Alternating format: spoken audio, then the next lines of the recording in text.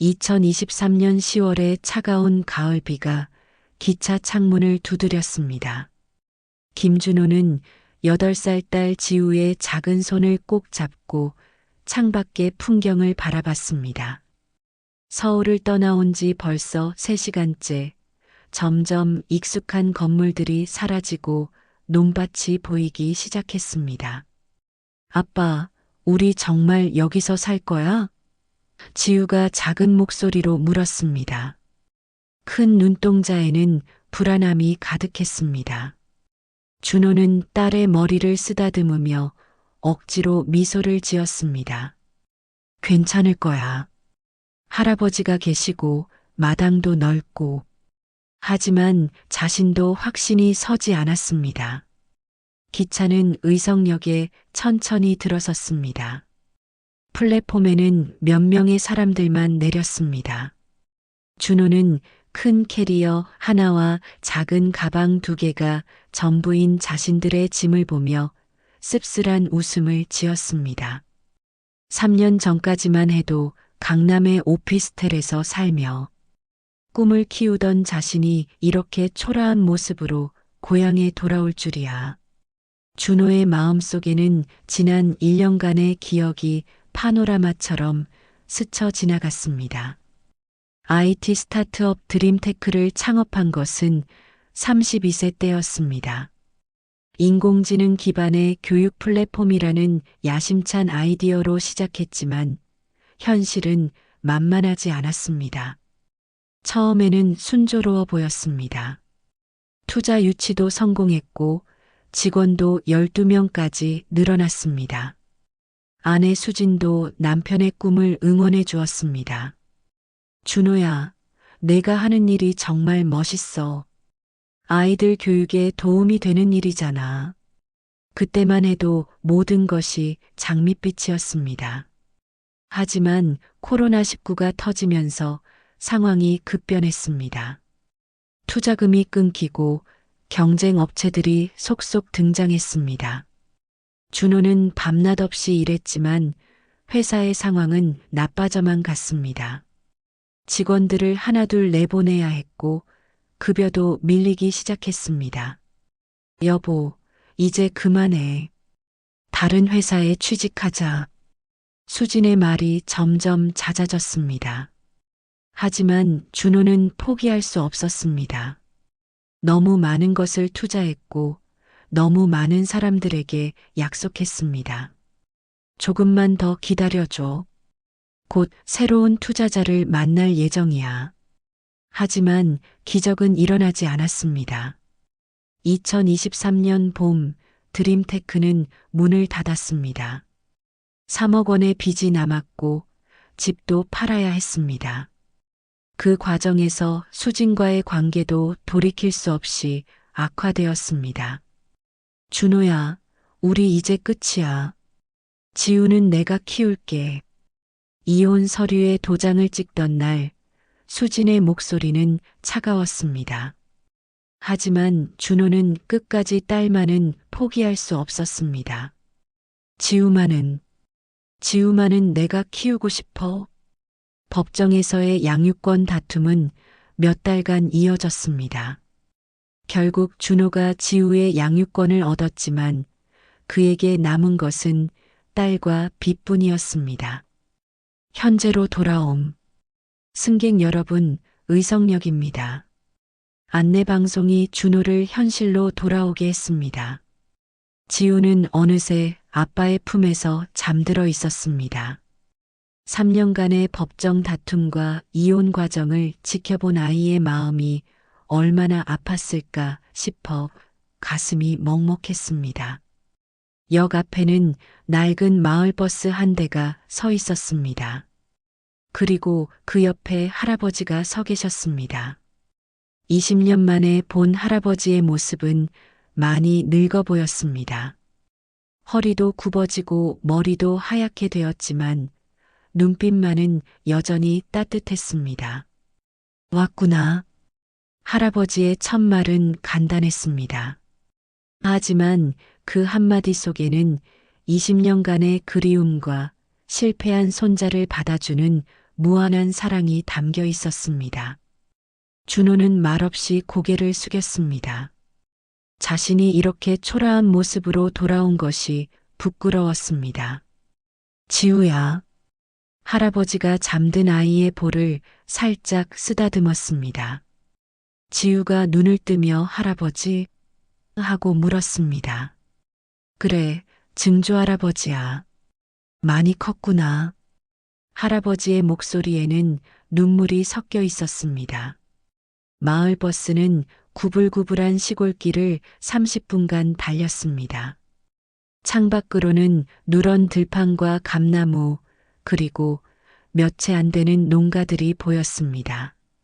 서울의 빌딩 숲에 익숙해진 지우에게는 모든 것이 신기해 보였습니다. 고향집에 도착. 여기가 우리 집이야. 할아버지가 낡은 대문을 열며 말했습니다. 20년 만에 본 고향집은 기억보다 훨씬 작고 낡았습니다. 기와지붕 몇 장이 깨져 있었고 담장도 군데군데 허물어져 있었습니다. 하지만 마당 한편의 감나무는 여전히 그 자리에 있었고 빨간 감들이 주렁주렁 달려 있었습니다. 우와, 감이다. 지우가 처음으로 밝은 목소리를 냈습니다. 도시에서 자란 아이에게는 모든 것이 신기한 경험이었습니다. 따서 먹어도 돼요? 그럼 내 집 감나무야. 할아버지가 웃으며 대답했습니다. 집 안으로 들어가니 고향의 냄새가 코끝을 스쳤습니다. 마루의 나무 냄새, 된장찌개 끓는 냄새, 그리고 오래된 이불의 냄새까지 모든 것이 어린 시절의 기억을 불러일으켰습니다. 할머니는요? 준호가 조심스럽게 물었습니다. 3년 전에 돌아가셨다. 내가 바빠서 연락 못 드렸지. 할아버지의 말에 준호는 가슴이 찔렸습니다. 창업에 바빠 고향에 전화조차 제대로 드리지 못했던 자신이 원망스러웠습니다. 할아버지가 미리 준비해둔 저녁상이 소박했지만 정성스러웠습니다. 된장찌개, 김치, 그리고 직접 기른 배추로 만든 겉절이까지. 지우는 처음 맛보는 시골 음식이 신기한 듯 조금씩 먹어보았습니다. 서울 음식이 더 맛있죠? 지우가 할아버지에게 물었습니다. 음식은 누가 만들었느냐가 중요한 게 아니라 누구와 함께 먹느냐가 중요한 거야. 할아버지의 말에 준호는 숟가락을 든 손을 잠시 멈췄습니다. 그날 밤 지우는 금세 잠들었습니다. 하루 종일의 여행에 지쳤던 것입니다. 준호는 마루에 앉아 마당을 바라봤습니다. 도시의 화려한 네온사인 대신 별이 빛나고 있었습니다. 20년 전에도 이렇게 밤하늘을 바라보곤 했었는데 그때는 이렇게 복잡한 마음이 아니었습니다. 잠이 안 오니? 할아버지가 나와 옆에 앉았습니다. 네. 많은 생각이 나서요. 실패했다고 생각하니? 할아버지의 직설적인 질문에 준호는 고개를 숙였습니다. 모든 걸 잃었잖아요. 집도 회사도 아내도. 지우는 있잖아. 할아버지의 말이 간단했지만 강했습니다. 그 아이만큼은 내가 지켜야 할 보물이다. 준호는 잠든 딸의 모습을 떠올렸습니다. 그래, 아직 모든 것을 잃은 건 아니었습니다. 앞으로 어떻게 살아야 할지 모르겠어요. 준호의 솔직한 고백에 할아버지는 잠시 침묵했습니다. 서둘지 마라. 땅도 하루아침에 기름지지 않는다. 천천히 하나씩 해보자. 그날 밤 준호는 오랜만에 깊이 잠들었습니다. 서울에서는 불면의 밤이 이어졌었는데 고향의 공기는 마음을 편안하게 해주었습니다. 하지만 꿈속에서도 빚에 대한 걱정과 미래에 대한 불안이 그를 괴롭혔습니다. 새벽 5시 할아버지의 기침 소리에 준호가 잠에서 깼습니다. 창밖을 보니 안개가 자욱한 새벽이었습니다. 할아버지는 벌써 마당에서 빗자루로 낙엽을 쓸고 있었습니다. 그 모습을 보며 준호는 생각했습니다. 이곳에서 정말 새로운 시작을 할 수 있을까? 하지만 답은 쉽게 나오지 않았습니다. 서울에서의 화려했던 꿈과 현재의 초라한 현실 사이의 간극이 너무 컸습니다. 마을 사람들의 시선도 부담스러울 것이고 무엇보다 지우를 제대로 키울 수 있을지 자신이 없었습니다.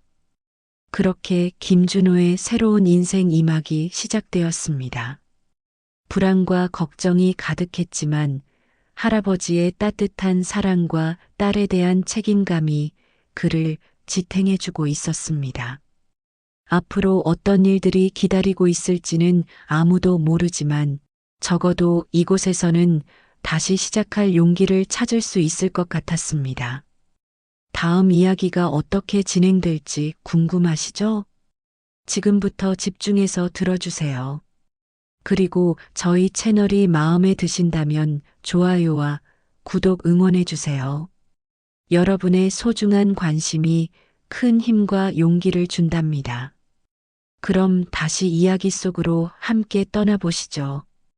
고향에 온 지 일주일이 지났습니다. 지우는 마을의 유일한 초등학교인 의성초등학교 분교에 전학을 갔습니다.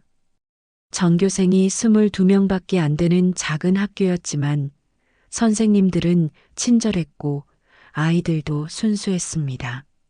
아빠, 학교가 재밌어. 지우가 첫날 학교에서 돌아와 말했습니다. 친구들이 토끼도 기르고 텃밭도 있어. 서울에는 없었는데. 딸의 밝은 모습을 보며 준호는 조금 안심했습니다. 적어도 지우는 새 환경에 잘 적응하고 있는 것 같았습니다. 하지만 준호 자신은 달랐습니다. 매일 할 일도 없이 집에만 있다 보니 우울감이 깊어졌습니다. 서울에서는 바쁘게 움직이며 살았는데 갑자기 멈춰선 일상이 낯설었습니다. 휴대폰도 자꾸 확인하게 되었습니다. 혹시 투자 제안이나 일자리 연락이 올까 해서였지만 대부분은 독촉 전화들이었습니다. 김준호 씨죠? 대출 상환이 3개월째 연체되고 있는데 이런 전화를 받을 때마다 준호는 가슴이 답답했습니다. 죄송합니다. 조금만 기다려 주시면. 하지만 상대방의 목소리는 점점 차가워졌습니다. 마을 사람들의 반응은 복합적이었습니다. 할아버지를 존경하는 마음에 준호 가족을 따뜻하게 맞아주는 분들도 있었지만 호기심 어린 시선들도 많았습니다. 김씨네 손자가 돌아왔다더라. 마을 이장님이 할아버지께 말했습니다. 서울에서 큰 사업하다가 망했다던데. 준호는 마당에서 이 대화를 엿듣고 있었습니다. 귀가 따가웠지만 숨어들 곳도 없었습니다. 슈퍼마켓에 생필품을 사러 갔을 때도 마찬가지였습니다. 어머, 준호 씨죠? 많이 컸네요. 슈퍼 주인 아주머니가 반갑게 인사했지만 이내 조심스러운 표정을 지었습니다. 요즘 일은 어떻게 하세요? 아직 찾고 있어요. 준호의 대답이 작아졌습니다. 그래도 지우가 있으니 힘내세요. 우리 아이들이 지우 이야기 많이 해요. 똑똑하고 예의 바르다고. 아주머니의 위로가 고마웠지만 동시에 부담스럽기도 했습니다. 마을에서는 모든 것이 금방 소문이 났고 준호는 점점 집 밖으로 나가기를 꺼려했습니다. 할아버지는 그런 준호를 지켜보며 걱정했습니다. 준호야, 너무 움츠러들지 마라. 사람들이 나쁜 마음으로 하는 말은 아니다. 알아요. 하지만 부끄러워요. 제가 이렇게 실패한 모습으로 실패가 뭐가 부끄럽냐? 안 해본 사람이 더 부끄러운 거다. 현실적인 문제들이 하나씩 드러나기 시작했습니다. 준호의 통장 잔고는 겨우 200만 원 남짓이었습니다. 지우의 학용품비, 생활비, 그리고 서울에 남은 빚의 이자까지 계산해 보니 2달도 버티기 어려웠습니다. 할아버지, 생활비는 제가. 준호가 조심스럽게 말을 꺼냈지만 할아버지가 손사래를 쳤습니다. 무슨 소리냐? 이 집에 사는데 무슨 생활비냐? 하지만 준호는 할아버지의 연금이 한 달에 40만 원 남짓이라는 것을 알고 있었습니다. 이런 상황에서 전 부인 수진에게서 전화가 왔습니다. 준호야, 지우는 잘 지내? 목소리는 여전히 차가웠지만 딸을 걱정하는 마음은 진짜였습니다. 잘 지내고 있어. 학교도 재미있어 해. 그래도 시골에서 제대로 교육받을 수 있을까 걱정이야. 수진의 말이 준호의 가슴을 찔렀습니다. 지우를 서울로 보내는 게 나을까? 그런 생각이 들기 시작했습니다. 하지만 동시에 딸을 보내고 싶지 않은 마음도 컸습니다. 지우는 이제 자신에게 남은 유일한 희망이었습니다. 아빠 괜찮아? 지우가 우울해하는 아빠를 보며 걱정스러워했습니다. 응, 괜찮아. 하지만 준호의 표정은 전혀 괜찮아 보이지 않았습니다. 아이는 아빠의 마음을 다 알고 있었습니다. 밤마다 준호는 잠들지 못하고 고민했습니다. 이대로는 안 되는데. 구직 사이트를 뒤져봐도 시골에서 할 수 있는 일은 많지 않았습니다. 농업? 경험도 없고 자본도 없었습니다. 서울로 다시 올라가기? 하지만 집도 없는 상황에서 지우와 함께 살 곳을 구하기가 쉽지 않았습니다. 다시 IT 관련 일을 찾아보자. 준호는 예전 동료들에게 연락을 돌렸습니다. 하지만 대부분의 답변은 비슷했습니다. 준호야, 요즘 시장이 너무 안 좋아. 우리도 구조 조정하는 상황이라. 몇몇 친구들은 솔직하게 말해주기도 했습니다. 준호야, 미안한데. 드림테크 일로 업계에서 소문이 좀 났어. 투자자들이 손해를 많이 봤다고. 준호는 그제서야 자신의 실패가 얼마나 큰 파장을 일으켰는지 깨달았습니다. 할아버지는 그런 준호의 마음을 읽고 있었습니다. 어느 날 저녁 할아버지가 마당으로 나와 준호 옆에 앉았습니다. 뭔가 찾고 있니? 이려. 지금 상황으로는 급하게 생각하지 마라. 급한 마음에 하는 일은 대부분 실패한다. 하지만 할아버지, 지우를 제대로 키우려면 돈이 필요해요. 교육도 받게 해야 하고, 지우는 지금도 잘 자라고 있잖아. 돈보다 중요한 게 많다. 할아버지의 말이 옳다는 걸 알면서도 준호는 현실을 무시할 수 없었습니다. 그런 아빠의 모습을 지우도 느끼고 있었습니다. 처음에는 시골 생활이 신기하고 재미있어 했지만 점차 아빠의 우울한 모습에 영향을 받기 시작했습니다. 선생님, 저희 아빠는 언제 일하세요? 지우가 담임 선생님께 물었습니다. 왜 그래? 친구들이 자기 아빠는 농사 짓는다. 트럭 운전한다. 이런 얘기들을 하는데 저희 아빠는 뭐 하는지 모르겠어요. 담임 선생님이 이 이야기를 할아버지께 전해주었고 할아버지는 준호에게 말했습니다. 준호야, 지우가 혼란스러워하고 있다. 뭐려? 내가 뭘 하는 사람인지 모르겠다고 해. 그 말이 준호에게는 큰 충격이었습니다. 자신의 정체성 혼란이 딸에게까지 전해지고 있었던 것입니다. 나는 누구인가? 뭘 하는 사람인가? 예전에는 IT 기업 CEO라는 명함이 있었지만 이제는 자신을 어떻게 소개해야 할지 모르겠었습니다. 지우는 점점 말수가 줄어들었습니다. 학교에서 돌아와도 예전처럼 하루 있었던 일을 제잘제잘 이야기하지 않았습니다. 오늘 학교 어땠어? 그냥요. 짧은 대답만 돌아왔습니다. 할아버지가 지우에게 물었습니다. 지우야, 서울이 그리워? 아니요. 여기가 좋아요. 그런데, 그런데 아빠가 자꾸 슬퍼해요. 제가 뭘 잘못했나요? 8살 아이가 아빠의 마음을 걱정하는 모습에 할아버지의 가슴이 아팠습니다. 그날 밤 할아버지는 준호를 불렀습니다. 준호야, 이제 그만해라. 뭐요? 그 자책과 후회 말이야.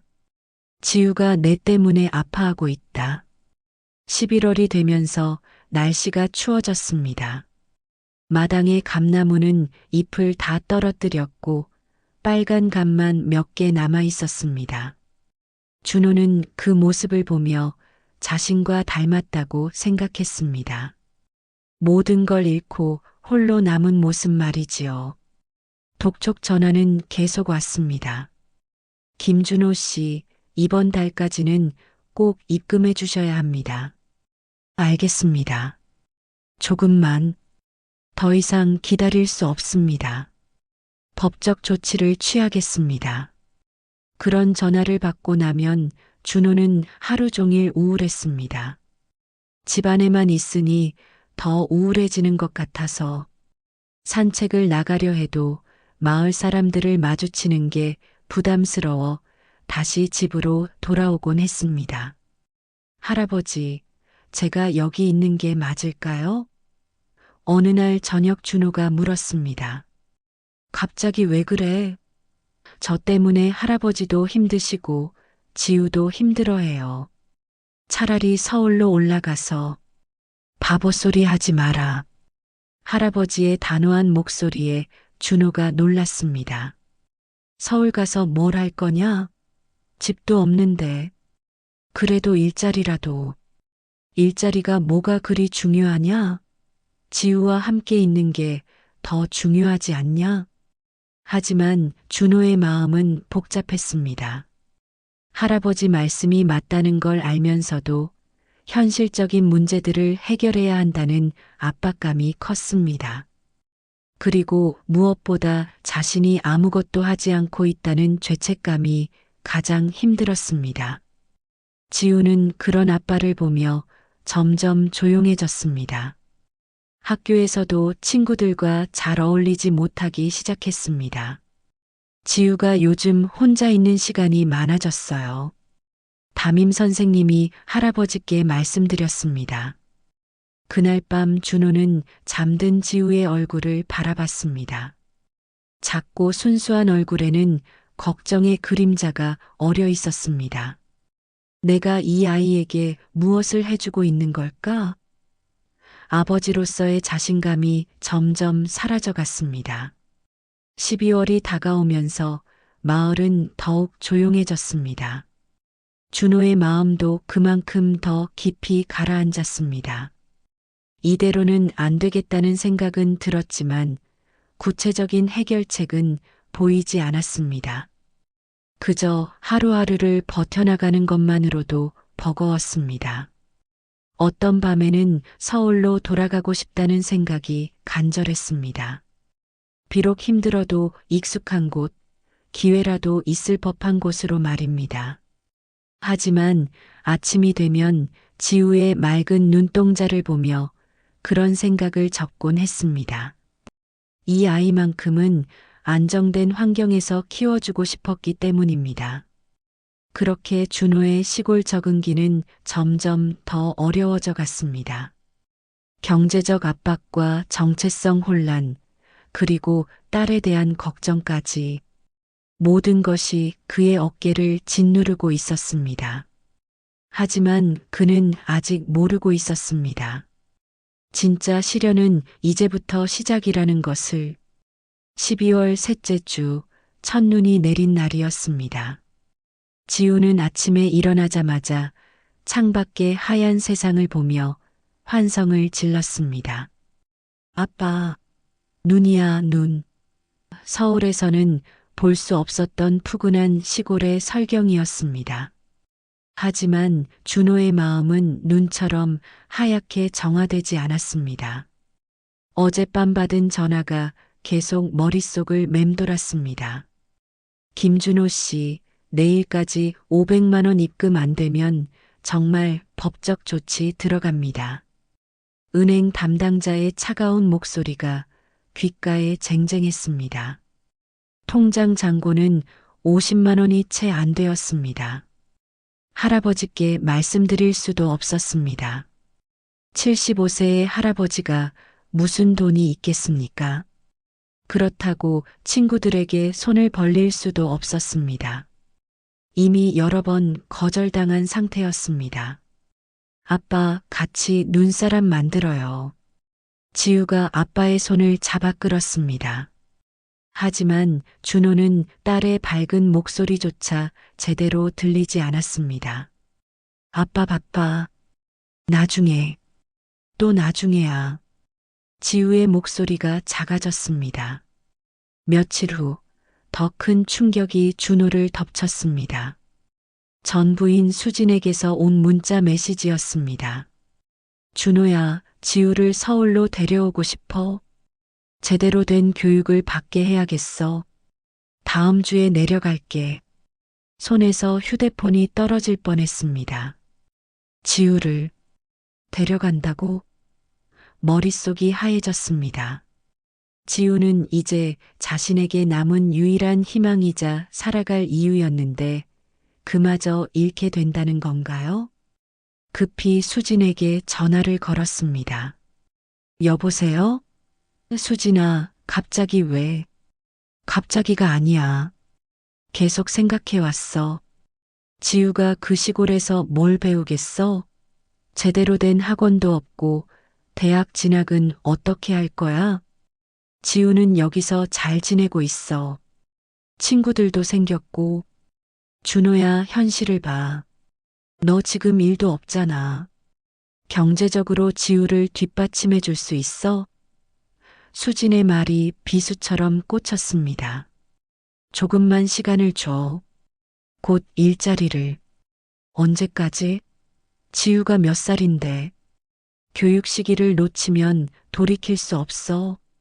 전화가 끊어진 후 준호는 한참을 멍하니 앉아 있었습니다. 그날 오후 지우가 학교에서 울며 돌아왔습니다. 아빠, 작은 어깨가 떨리고 있었습니다. 왜 그래? 무슨 일이야? 준호가 급히 다가갔습니다. 친구들이 그래요. 지우의 눈에 눈물이 고였습니다. 뭐라고? 우리 아빠는 왜 일을 안 하냐고. 다른 아빠들은 다 일하는데 우리 아빠만 집에 있다고. 준호의 가슴이 무너져 내렸습니다. 자신의 무능함이 8살 딸에게까지 상처를 주고 있었습니다. 지우야, 아빠가 부끄러워요. 지우의 마지막 말은 준호의 심장을 관통했습니다. 그날 밤 준호는 잠들 수 없었습니다. 지우의 말이 계속 머릿속을 맴돌았습니다. 아빠가 부끄러워요. 자신의 딸이, 사랑하는 딸이 자신을 부끄러워한다니. 마당으로 나가 밤하늘을 올려다봤습니다. 별들이 반짝이고 있었지만 그 빛이 조롱하는 것 같았습니다. 김준호, 너는 실패자야. 아버지 자격도 없어. 다음 날 아침 더 큰 충격이 기다리고 있었습니다. 우편함에 법원에서 온 서류가 있었습니다. 지급명령 신청서. 결국 채권자들이 법적 조치에 나선 것입니다. 할아버지가 우편물을 보고 물었습니다. 이게 뭐냐? 아, 그냥 광고지예요. 준호는 서둘러 서류를 숨겼지만 할아버지의 눈빛에서 의심의 기색이 보였습니다. 준호야, 나한테 숨기는 게 있니? 아니에요. 별거 아니에요. 하지만 준호의 목소리는 떨리고 있었습니다. 할아버지는 더 이상 묻지 않았지만 걱정스러운 표정을 지었습니다. 점심시간에 지우가 학교에서 돌아와 말했습니다. 아빠, 엄마한테서 전화 왔어요. 뭐라고 하셨어? 다음 주에 보러 온다고. 그리고 서울로 같이 가자고. 지우의 표정은 복잡했습니다. 엄마를 보고 싶은 마음과 아빠를 떠나기 싫은 마음이 동시에 드러났습니다. 아빠, 저 어떻게 해야 해요? 8살 아이가 이런 선택을 해야 한다는 게 가슴 아팠습니다. 지우 마음대로 해. 아빠는 지우가 행복했으면 좋겠어. 준호는 억지로 미소를 지으며 말했지만 속으로는 무너져 내리고 있었습니다. 그날 저녁 준호는 혼자 마을을 걸었습니다. 12월의 차가운 바람이 뺨을 스쳤지만 마음의 추위가 더 혹독했습니다. 마을 어귀의 버스 정류장에 앉아 서울 방향을 바라봤습니다. 차라리 내가 떠날까? 그런 생각이 들었습니다. 지우는 엄마와 함께 서울에서 제대로 된 교육을 받고 자신은 홀로 어디든 가서 다시 시작하는 것. 그게 모두를 위한 길일지도 모릅니다. 휴대폰을 꺼내 구직 사이트를 다시 검색해 봤습니다. 하지만 나이 제한, 경력 단절, 사업 실패 이력, 모든 것이 발목을 잡았습니다. 몇 군데 지원해 봤지만 답장조차 오지 않았습니다. 나는 정말 쓸모없는 인간인가? 자책감이 몰려왔습니다. 서울에서는 그래도 꿈이 있었습니다. 실패했지만 도전했던 기억이 있었습니다. 하지만 지금의 자신은 아무것도 하지 못하는 무능한 아버지였습니다. 집으로 돌아오는 길에 마을 슈퍼를 지나쳤습니다. 불이 켜져 있어서 들어갔더니 주인 아주머니가 혼자 정리를 하고 있었습니다. 어머, 준호 씨. 이 시간에 무슨 일이세요? 그냥 산책하다가요. 요즘 많이 힘드시죠? 얼굴이 많이 상했어요. 아주머니의 걱정스러운 말에 준호는 괜히 눈물이 날 것 같았습니다. 괜찮습니다. 우리 남편이 그러는데 시에서 일용직 일자리가 좀 있다고 하더라고요. 관심 있으시면. 아, 고맙습니다. 생각해 볼게요. 하지만 준호의 마음에는 자존심이 걸렸습니다. IT 회사 CEO가 일용직을 집에 돌아와 보니 지우는 벌써 잠들어 있었습니다. 작은 얼굴에 평온함이 있었지만 어딘가 걱정스러운 기색도 보였습니다. 준호는 딸의 이마를 쓰다듬으며 생각했습니다. 이 아이를 위해서라도 내가 달라져야 하는데. 다음 날 새벽 준호는 잠에서 깼습니다. 할아버지가 마당에서 낙엽을 쓸고 있는 소리였습니다. 창문 너머로 보니 할아버지의 뒷모습이 외로워 보였습니다. 75세의 나이에도 매일 새벽 일어나 집안 정리를 하시는 모습에 준호는 죄책감을 느꼈습니다. 마당으로 나가 할아버지 옆에 섰습니다. 할아버지, 제가 할게요. 괜찮다. 몸을 움직여야 건강해진다. 할아버지는 계속 빗자루를 움직였습니다. 그 모습을 보며 준호는 문득 깨달았습니다. 자신만 힘든 게 아니었습니다. 할아버지, 왜 제가 너무 힘들게 해드리는 것 같아요. 준호의 목소리가 떨렸습니다. 할아버지가 빗자루를 멈추고 손자를 바라봤습니다. 준호야, 할아버지가 언제 힘들다고 했니? 하지만 너와 지우가 있어서 집이 살아난 것 같다. 혼자 있을 때가 더 쓸쓸했어. 할아버지의 말에 준호의 눈가가 뜨거워졌습니다. 자신이 짐이라고만 생각했는데 할아버지에게는 위안이 되고 있었던 것입니다. 하지만 할아버지, 현실적인 문제가 있어요. 돈도 없고 수진이는 지우를 데려가려고 하고 준호가 그동안 혼자 끙끙 앓던 고민을 털어놓기 시작했습니다. 할아버지는 조용히 듣고 있었습니다. 준호가 모든 이야기를 마치자 할아버지가 입을 열었습니다. 준호야, 할아버지가 이야기 하나 해줄까? 6.25 때 이야기 말이다. 그때 나도 모든 걸 잃었어. 집도, 가족도, 꿈도. 25이었는데 세상이 끝난 것 같았지. 할아버지의 목소리에 먼 기억이 어려 있었습니다. 그때 나도 죽고 싶었어. 하지만 내 할머니를 만났고 내 아버지가 태어났지. 그때 깨달았어. 끝이라고 생각한 게 사실은 새로운 시작이었다는 걸. 할아버지, 인생은 길어, 준호야. 지금 이 힘든 시간도 지나갈 거다. 중요한 건 포기하지 않는 거야. 그날 아침 할아버지와 나눈 대화는 준호에게 작은 희망의 씨앗을 심어 주었습니다. 비록 당장 해결책은 보이지 않았지만 적어도 혼자가 아니라는 사실을 깨달았습니다. 하지만 현실은 여전히 냉혹했습니다. 그날 오후에도 독촉 전화가 왔고 수진이 정말로 다음 주에 내려온다는 연락도 받았습니다. 지우는 점점 조용해져 갔고 준호 자신도 한계에 다다르고 있었습니다. 그렇게 김준호는 인생 최대의 위기 앞에 서 있었습니다. 모든 것을 잃을 수도 있는 절체절명의 순간이었습니다. 하지만 그는 아직 몰랐습니다. 진정한 변화는 바닥에서부터 시작된다는 것을, 그리고 할아버지의 지혜가 곧 그에게 새로운 길을 열어줄 것이라는 사실을 말입니다. 다음 주 월요일 수진이 의성에 내려왔습니다. 3년 만에 본 전 부인은 여전히 단정하고 도시적인 모습이었지만 표정은 차갑게 굳어 있었습니다.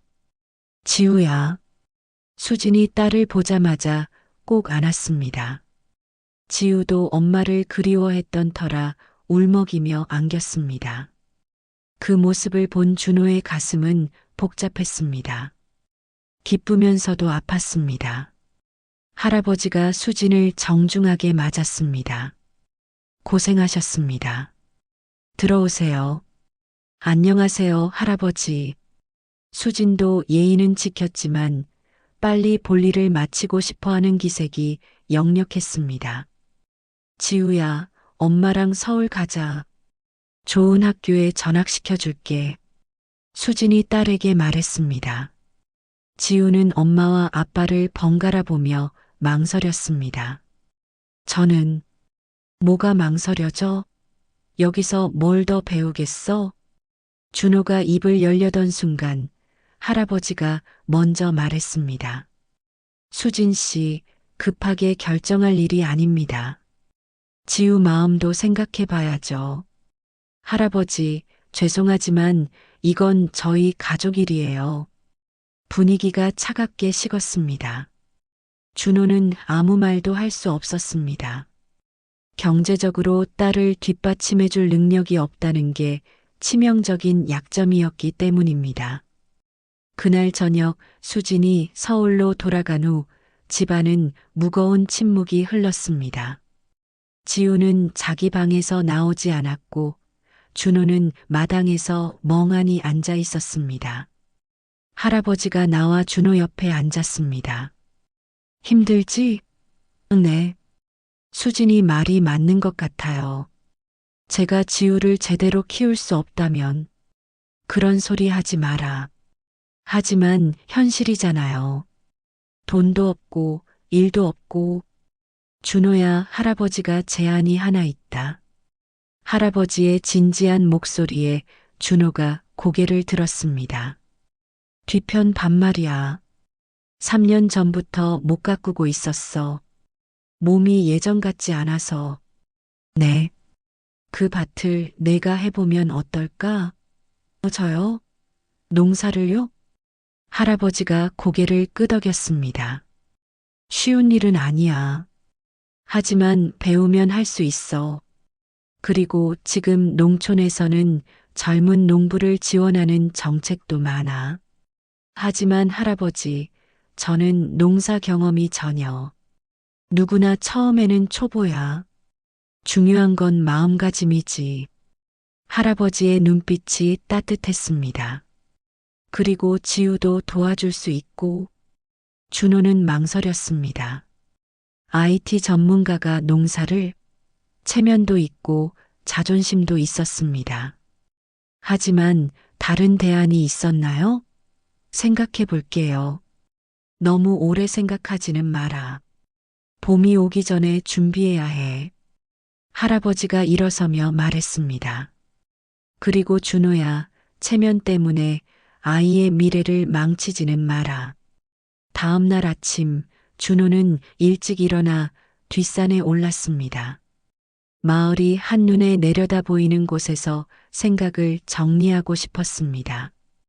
겨울산은 쓸쓸했지만 어딘가 생명력이 느껴졌습니다. 농사라. 상상도 해본 적 없는 일이었습니다. 하지만 다른 선택이 있었나요? 서울로 올라가자니 갈 곳도 없고 지우를 수진에게 보내자니 가슴이 찢어질 것 같았습니다. 산에서 내려오는 길에 마을 이장님을 만났습니다. 준호야, 산책이냐? 네, 이장님. 요즘 어떻게 지내니? 그냥 지내고 있어요. 혹시 농사에 관심 있니? 요즘 정부에서 청년 농업인 지원 사업을 많이 해. 교육도 해주고 자금도 지원해주고. 이장님의 말이 우연의 일치였을까요? 제가 농사를요? 왜 안 돼? 요즘 젊은 사람들이 첨단 기술로 농사 짓더라. 내가 컴퓨터 잘하니까 더 유리할 수도 있어. 이장님의 격려가 준호에게는 새로운 관점을 제공했습니다.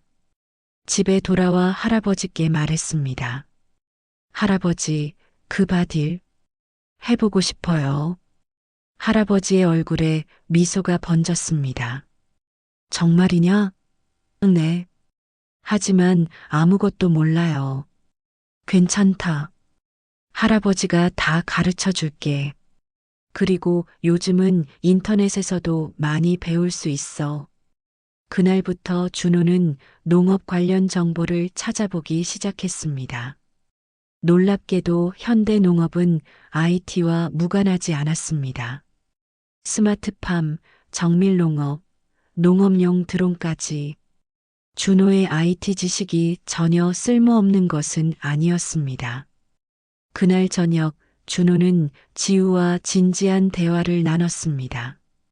지우야, 아빠가 농사를 지어볼까 해. 농사요? 지우의 눈이 동그래졌습니다.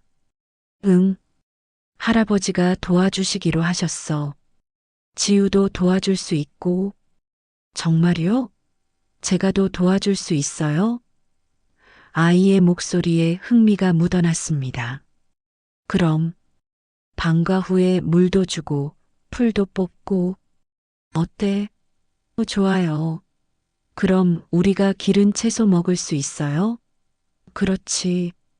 우리만의 채소밭이 되는 거야. 지우의 얼굴이 밝아졌습니다. 오랜만에 보는 딸의 환한 미소였습니다. 아빠, 그럼 저 엄마한테 안 가도 돼요? 지우 마음이야. 하지만 아빠는 지우와 함께 있고 싶어. 저도요. 여기가 좋아요. 할아버지도 계시고 친구들도 있고. 지우의 대답에 준호는 안도했습니다. 적어도 딸은 자신과 함께 있기를 원했습니다. 그럼 아빠가 열심히 농사 지어서 지우 공부시켜 줄게. 약속해. 네. 저도 아빠 도와드릴게요. 부녀가 손가락 걸고 약속했습니다. 그날 밤 지우는 오랜만에 편안하게 잠들었습니다. 아빠가 구체적인 계획을 세우는 모습에 안정감을 느낀 것 같았습니다. 다음 날부터 준호는 본격적으로 농업 공부를 시작했습니다. 도서관에서 농업 관련 책을 빌려왔고 인터넷에서 동영상 강의를 찾아봤습니다. 할아버지도 적극적으로 도왔습니다. 이 땅은 배수가 잘 돼서 뿌리채소 기르기 좋아. 무, 당근, 감자 같은 거 말이야. 네, 할아버지. 그리고 여기는 햇빛이 잘 들어서 토마토나 고추도 잘 자라. 준호는 메모를 하며 열심히 들었습니다. 예전에 회사 회의에서 메모하듯이 자세히 기록했습니다. 할아버지, 언제부터 시작하면 될까요? 이번 겨울에 밭을 정리하고 봄에 모종을 심어야지. 3월쯤부터 시작하면 돼. 3월까지 시간이 있네요. 그때까지 열심히 공부할게요. 시청에서 운영하는 신규 농업인 교육과정에도 신청했습니다. 매주 토요일마다 6주간 진행되는 프로그램이었습니다. IT 회사 CEO에서 농부로 신청서를 작성하며 준호는 쓴웃음을 지었지만 이상하게 마음이 편했습니다. 첫 수업날 준호는 긴장했습니다. 다른 수강생들은 대부분 50대 이상이었고 준호처럼 완전히 다른 분야에서 온 사람은 없어 보였습니다. 저는 김준호라고 합니다. IT 쪽에서 일하다가 농업에 도전해 보려고 합니다. 자기소개 시간에 준호가 말했습니다. 사람들이 의외라는 표정을 지었지만 비아냥거리는 분위기는 아니었습니다. 요즘 젊은 사람이 농사 짓는 게 쉽지 않은데 대단하네요.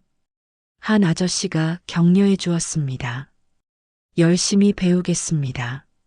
농업 교육을 받으면서 준호는 많은 것을 배웠습니다. 토양 관리, 작물 재배법, 병해충 방제까지.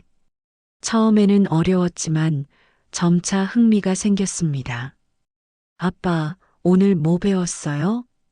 지우가 매주 토요일 저녁마다 물었습니다. 오늘은 토마토 기르는 법을 배웠어. 토마토가 물을 너무 많이 주면 안 좋다는 걸 알았어. 정말요? 왜요? 뿌리가 썩을 수 있대. 사람도 마찬가지야. 너무 많이 주면 오히려 해가 될 수 있어. 준호는 농사 이야기를 하면서 인생의 교훈도 함께 나눴습니다. 할아버지는 그런 손자의 변화를 흐뭇하게 지켜봤습니다. 달라졌구나. 뭐가요? 표정이야. 예전에는 항상 걱정이 가득했는데 요즘은 희망이 보여. 정말 그랬습니다. 구체적인 목표가 생기니까 하루하루가 의미 있게 느껴졌습니다. 아직 돈을 벌기까지는 멀었지만 적어도 방향은 정해졌습니다. 독촉 전화가 올 때도 예전처럼 절망적이지 않았습니다. 죄송합니다. 조금만 더 기다려주세요. 곧 수입이 생길 예정입니다. 구체적인 계획이 있으니까 말에도 힘이 있었습니다. 마무리 희망의 싹. 2월 말 농업 교육 과정을 수료했습니다. 준호는 우수 수료생으로 선정되어 작은 상장도 받았습니다. 축하합니다. 열심히 하시는 모습이 인상적이었어요. 강사님의 격려에 준호는 감동했습니다. 집에 돌아와 할아버지와 지우에게 상장을 보여주었습니다. 우와, 아빠 대단해요. 지우가 박수를 쳤습니다. 할아버지도 보세요. 그래, 잘했다. 이제 진짜 농부가 됐구나. 그날 밤 준호는 오랜만에 마음이 가벼웠습니다.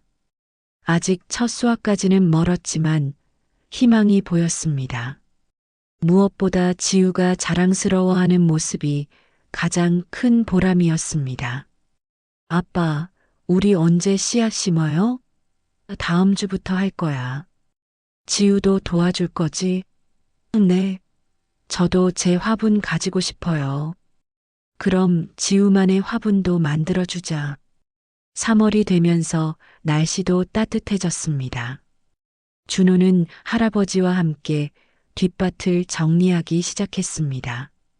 처음 괭이질은 서툴렀지만 점차 요령이 생겼습니다. 아빠, 힘들어요? 지우가 걱정스럽게 물었습니다. 괜찮아. 이 정도는 아무것도 아니야. 실제로 몸은 힘들었지만 마음은 상쾌했습니다. 마을 사람들의 시선도 달라졌습니다. 준호가 정말 농사 짓네. 젊은 사람이 농사 짓는 거 보기 좋다. 예전에 궁금증 섞인 시선에서 응원하는 분위기로 바뀌었습니다. 준호야, 모르는 거 있으면 언제든 물어봐. 옆 밭을 가꾸는 아저씨가 말했습니다. 고맙습니다. 마을 공동체의 따뜻함을 느꼈습니다. 그렇게 준호는 새로운 인생의 전환점을 맞았습니다. 아직 성공을 장담할 수는 없었지만 적어도 절망에서는 벗어났습니다. 그리고 가장 중요한 것은 지우와 함께하는 시간이 행복해졌다는 것입니다. 봄이 오고 있었습니다. 땅에서도 준호의 마음에서도 새로운 생명이 꿈틀거리고 있었습니다. 4월 첫째 주, 드디어 첫 모종을 심는 날이었습니다. 준호는 새벽부터 일어나 밭을 정리했습니다. 지난 겨울 동안 열심히 공부한 농업 지식을 실전에 적용할 때가 온 것입니다. 아빠, 저도 도와줄게요. 지우가 작은 호미를 들고 나왔습니다. 할아버지가 지우 전용으로 만들어주신 것이었습니다. 그래, 우리 지우가 제일 큰 도움이 될 거야. 할아버지도 의자를 가져와 앉으며 지켜봤습니다. 토마토 모종은 간격을 넓게 심어야 해. 서로 붙어 있으면 잘 안 자란다. 네, 할아버지. 교육받을 때 배웠어요. 첫 모종을 심는 순간 준호의 가슴이 뛰었습니다. 작은 모종이지만 자신의 새로운 시작을 상징하는 것 같았습니다. 잘 자라라. 마음속으로 기원했습니다. 지우도 당근 씨앗을 뿌리며 신기해했습니다. 아빠, 이 작은 씨앗이 정말 당근이 돼요? 그럼. 신기하지? 작은 씨앗에 큰 생명력이 들어있어. 우와, 빨리 크면 좋겠어요. 한 달 후, 모종들이 조금씩 자라기 시작했습니다. 매일 아침 물을 주고, 풀을 뽑고, 벌레를 잡는 일상이 반복되었습니다. 처음에는 힘들었지만 점차 리듬이 생겼습니다. 아빠, 토마토 꽃이 폈어요.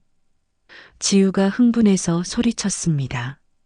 정말로 작은 노란 꽃이 피어 있었습니다. 그래, 이제 열매가 맺힐 거야. 준호도 기뻤습니다. 마을 사람들도 준호의 밭에 관심을 보였습니다. 준호야, 농사 제법 짓는데?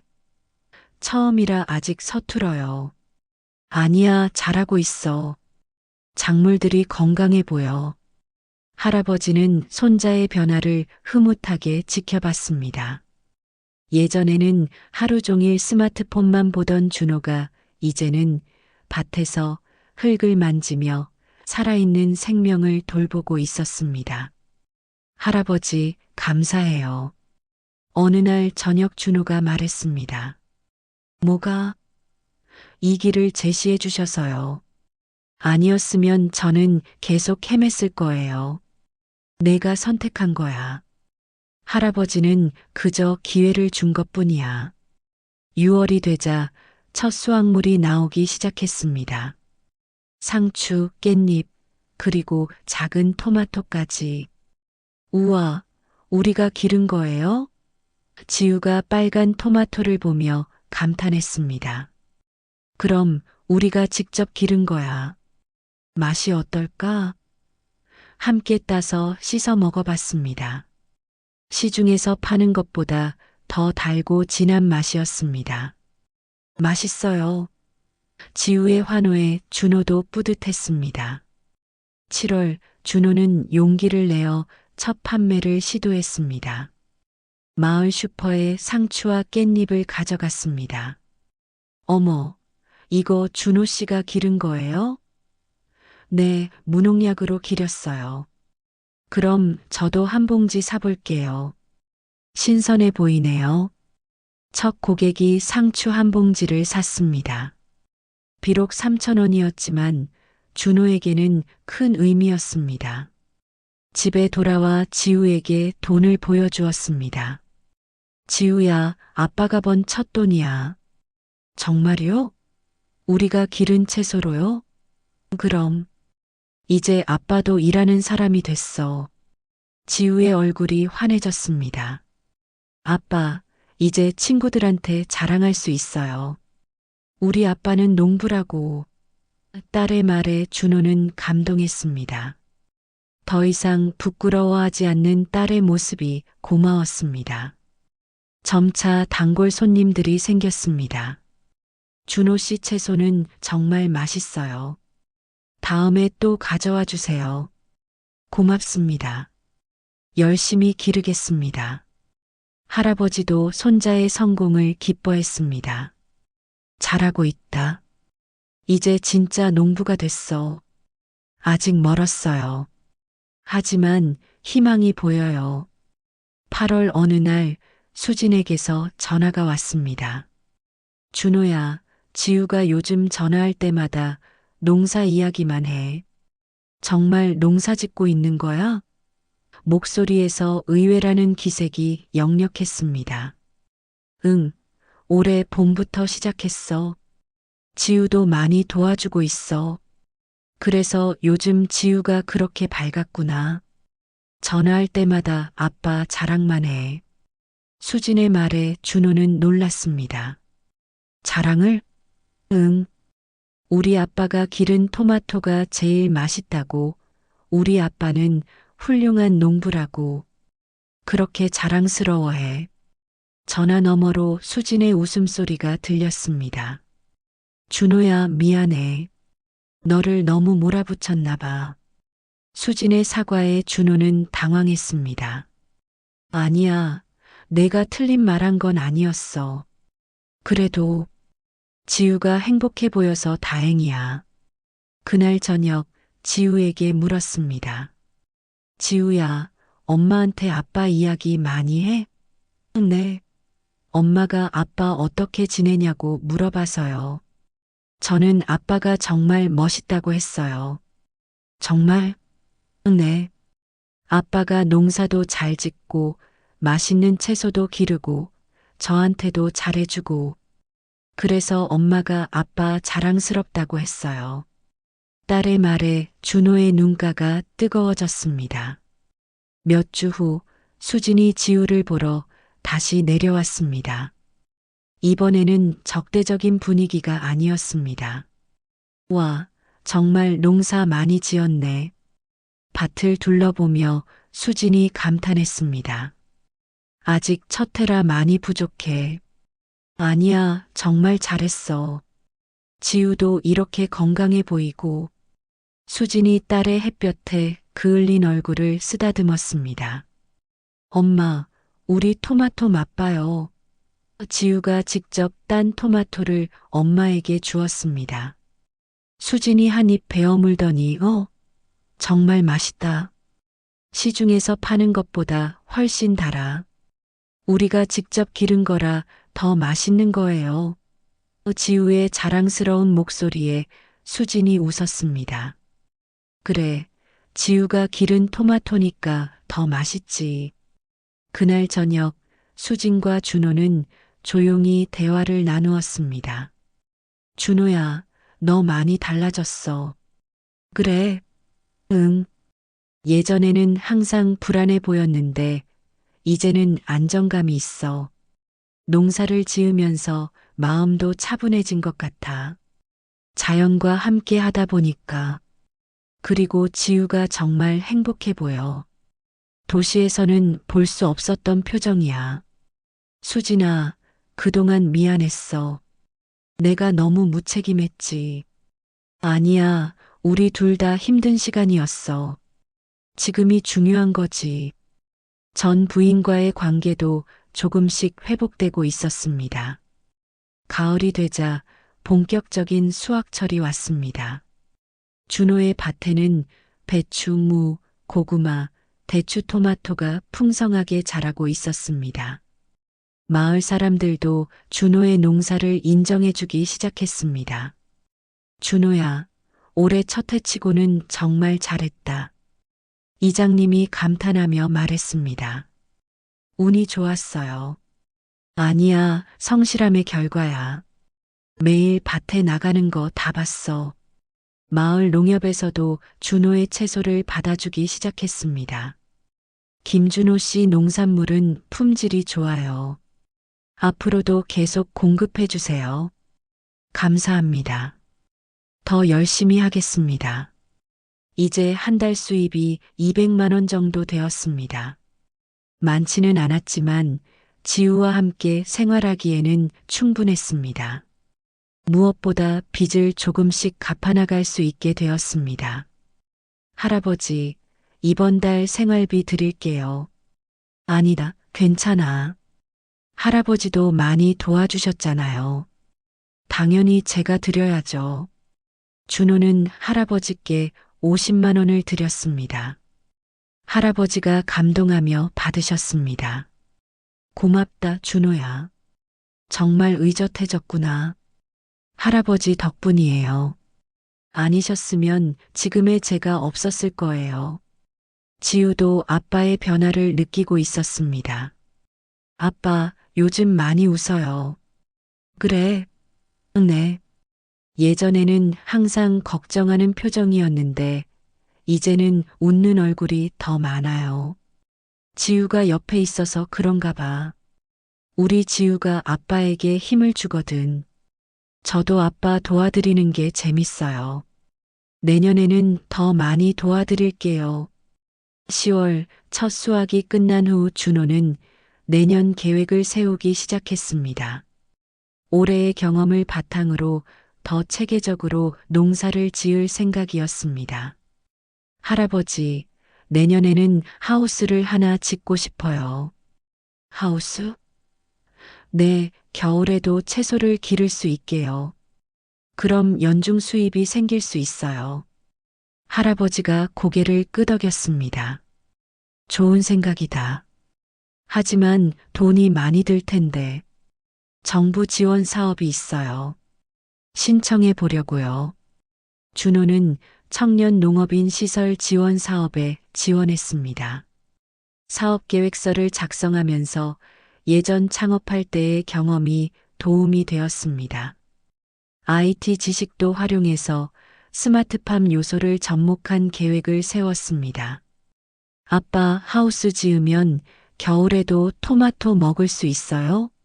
그럼 1년 내내 싱싱한 채소를 먹을 수 있어. 와, 정말 신기해요. 11월에 지원 결과가 나왔습니다. 선정되었습니다. 축하드립니다. 사업 계획서가 매우 체계적이었습니다. 담당자의 축하 인사에 준호는 감격했습니다. 집에 돌아와 할아버지와 지우에게 소식을 알렸습니다. 정말이야? 네. 내년 봄에 하우스를 지을 수 있어요. 우와, 아빠 대단해요. 할아버지가 감동하며 말했습니다. 준호야, 정말 자랑스럽다. 이제 완전히 새 사람이 됐구나. 할아버지가 길을 열어주셨어요. 12월 1년을 마무리하며 준호는 지난 시간을 돌아봤습니다. 1년 전만 해도 모든 것을 잃고 절망에 빠져 있었는데 이제는 희망으로 가득했습니다. 지우야, 올해 어땠어? 정말 재밌었어요. 아빠랑 농사 짓고 채소도 기르고 내년에는 더 재밌을 것 같아요.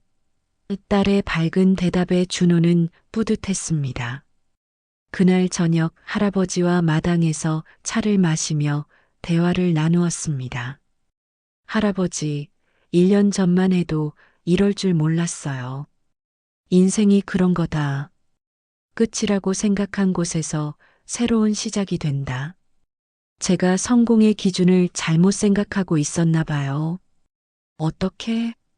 예전에는 돈, 명예, 인정 이런 것들이 성공이라고 생각했는데, 이제는 가족과 함께하는 평범한 일상이 더 소중해요. 할아버지가 미소를 지었습니다. 그걸 깨닫는 게 진정한 성공이야. 네, 이제 알겠어요. 새해가 되자 준호는 새로운 계획으로 분주했습니다. 하우스 건설 준비, 새로운 작물 연구, 그리고 지우의 교육 계획까지 모든 것이 희망적이었습니다. 아빠, 올해도 잘 부탁드려요. 지우가 새해 인사를 하며 웃었습니다. 우리 지우야말로 아빠의 최고 조수니까. 네, 열심히 도와드릴게요. 마을 사람들도 준호 가족을 완전히 받아들여 주었습니다. 준호야, 올해도 좋은 농사 짓자. 네, 더 열심히 하겠습니다. 그해 봄 하우스가 완공되었습니다. 최신 시설을 갖춘 스마트 하우스였습니다. 와, 정말 멋있어요. 지우가 감탄했습니다. 첫 수확물이 나왔을 때 준호는 말할 수 없는 감동을 느꼈습니다. 자신의 손으로 일군 결실이었기 때문입니다. 할아버지, 정말 감사해요. 내가 잘한 거야. 어느 날 저녁 수진이 전화를 걸어왔습니다. 준호야, 지우가 정말 많이 성장했어. 전화할 때마다 느끼는데 정말 건강하고 밝아졌어. 고마워. 내 덕분이기도 해. 내가 뭘, 너와 할아버지가 잘 키워주신 거지. 참, 나도 가끔 지우 보러 내려가도 될까? 물론이지. 언제든 환영이야. 그렇게 준호는 진정한 행복을 찾았습니다. 거창한 성공은 아니었지만 가족과 함께하는 평범한 일상이 더 소중했습니다. 3년 후 준호의 농장은 지역에서 유명해졌습니다. 친환경 농법으로 기른 고품질 채소를 생산하는 모범 농가로 인정받았습니다. 지우도 13살이 되어 아빠의 든든한 파트너가 되었습니다. 아빠, 저도 나중에 농사 지을 거예요. 정말? 네.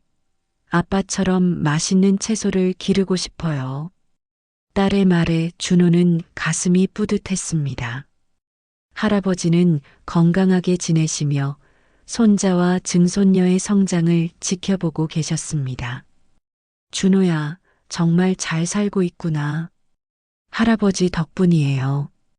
어느 가을 저녁 준호는 풍성한 수확물을 바라보며 생각했습니다. 실패는 끝이 아니라 새로운 시작이었구나. 할아버지의 말씀이 이제야 완전히 이해되었습니다. 마을에 석양이 지고 있었습니다. 빨갛게 물든 하늘 아래 준호는 딸과 할아버지와 함께 저녁 준비를 하고 있었습니다. 작은 일상이었지만 그 어떤 성공보다 값진 순간이었습니다. 지우야, 내일 뭐하고 놀까? 하우스에서 딸기 따요. 좋아. 그럼 할아버지께도 맛있는 딸기 드리자. 네. 그렇게 준호의 새로운 인생 이야기가 계속되었습니다. 더 이상 과거의 실패에 얽매이지 않고 현재의 행복에 감사하며 미래의 희망을 키워나가는 삶이었습니다. 고향에서 찾은 것은 단순히 새로운 직업이 아니었습니다. 진정한 가족의 의미, 공동체의 따뜻함, 그리고 무엇보다 자신과 딸이 함께할 수 있는 평범하지만 소중한 일장이었습니다. 끝까지 시청해 주셔서 정말 감사합니다. 구독과 좋아요도 잊지 말아주세요. 어르신분들 항상 건강하시고 행복하세요.